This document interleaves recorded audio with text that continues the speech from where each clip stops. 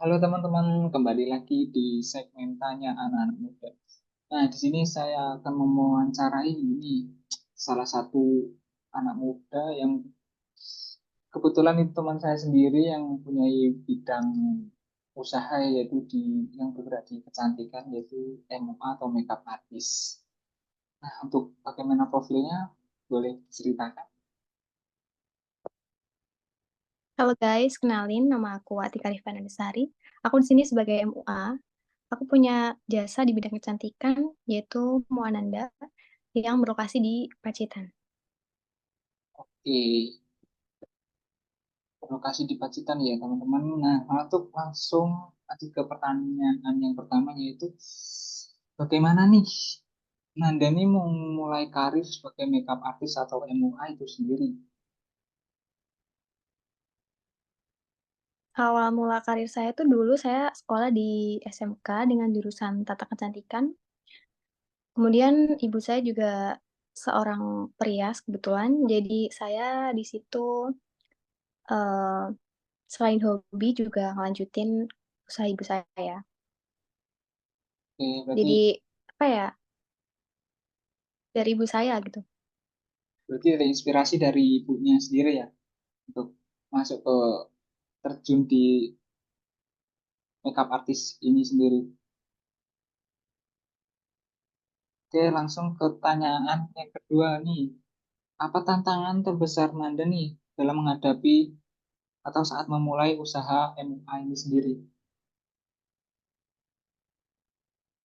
Untuk tantangan kalau buat saya sendiri tuh persaingannya mungkin ketat, terus dalam membangun portofolio itu juga lumayan susah buat saya karena saya di bidang apa ya media tuh masih kurang.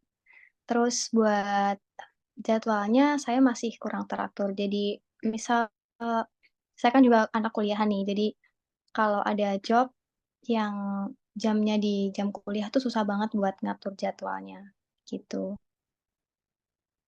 Nanti yang di sini di masalah waktu ya, tantangannya itu sendiri. Oke. Waktu terus portofolio sama saingan di luar kan juga masih banyak, jadi banyak lah tantangannya sebagai seorang MUA.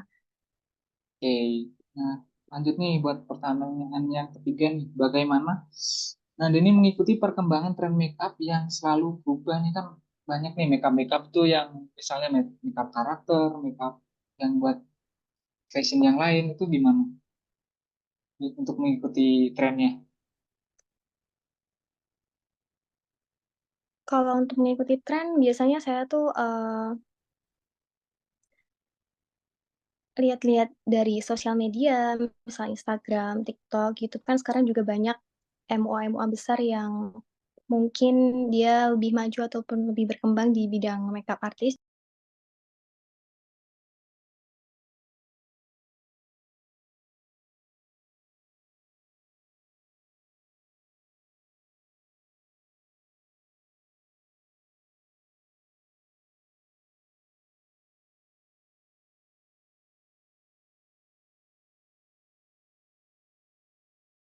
Biasanya saya lihatnya dari sosial media, dari Instagram, lewat YouTube. Itu kan banyak MUA-MUA besar yang mungkin dia lebih maju ataupun lebih berkembang. Jadi saya ngikutnya lihat-lihat dari tutorial di TikTok ataupun di YouTube. Jadi bisa lebih mengikuti tren yang ada di zaman sekarang Oh, gitu.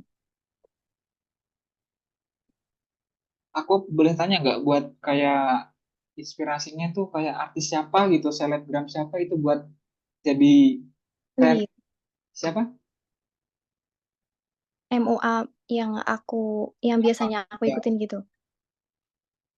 Kalau aku sendiri tuh lebih ke Tasya Farasya, beauty vlogger. ya. Kalau enggak ini Khadijah Makeup, dia tuh MUA besar di Jakarta.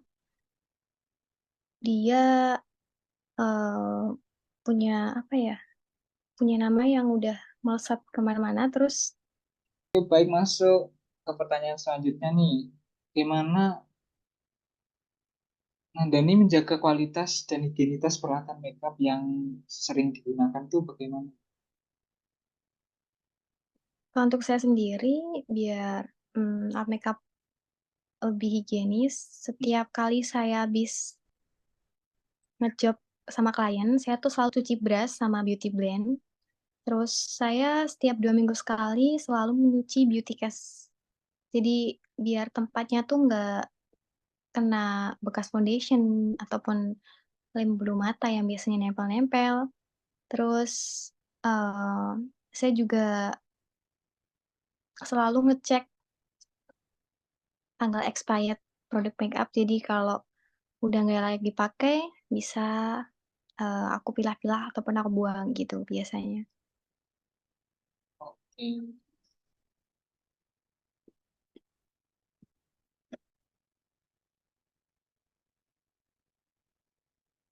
oke, untuk pertanyaan selanjutnya nih, ya.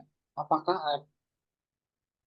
pernah ada yang apakah Anda ini pernah menghadapi situasi di mana klien tidak puas atau dengan hasil makeup dan bagaimana cara menanggapinya? Mungkin kalau kayak ada yang belum puas kayak gitu, cara menanggapinya gimana?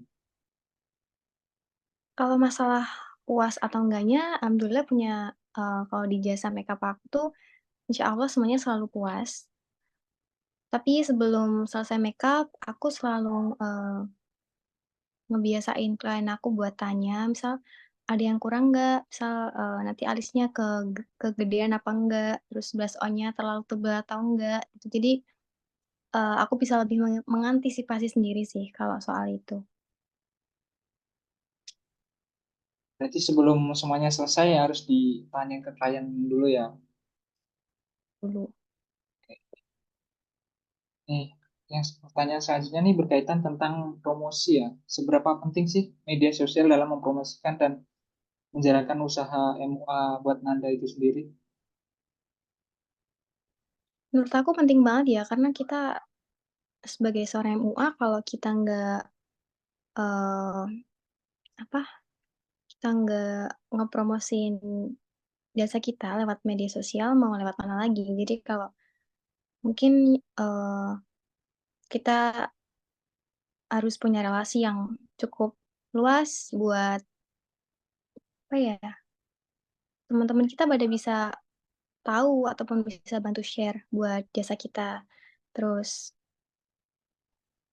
kalau masalah portofolio, kita juga harus pinter-pinternya bikin, apa ya, kayak desain desain pamflet ataupun apa buat bikin klien kita tuh menarik sama jasa kita gitu.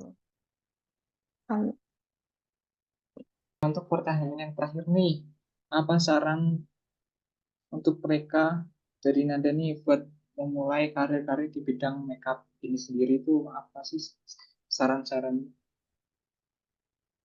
kalau saran dari aku sendiri, banyakin, apa ya, cari inspirasi yang seluas mungkin, terus ikut kursus-kursus makeup dengan MUA-MUA besar, terus mantengin sosial media buat nontonin kayak tutorial makeup lewat YouTube, TikTok tuh kan banyak. Jadi,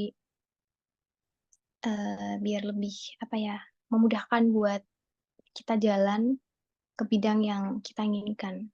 Apalagi kalau di bidang MUA kan kita nggak bisa jalan sendiri. Ya bisa sih otodidak, tapi lebih baiknya lagi kalau kita ikut kursus sama orang yang lebih berpengalaman, gitu. Oke, pertanyaan nih udah habis nih list pertanyaan dari saya nih. Oke, terima kasih ya udah mau berpartisipasi dalam segmen tanya-tanya anak muda ini. Terima kasih. Sama-sama. Oke, ini buat teman-teman, terima kasih udah menonton. Jangan lupa like, comment, dan subscribe. Thank you.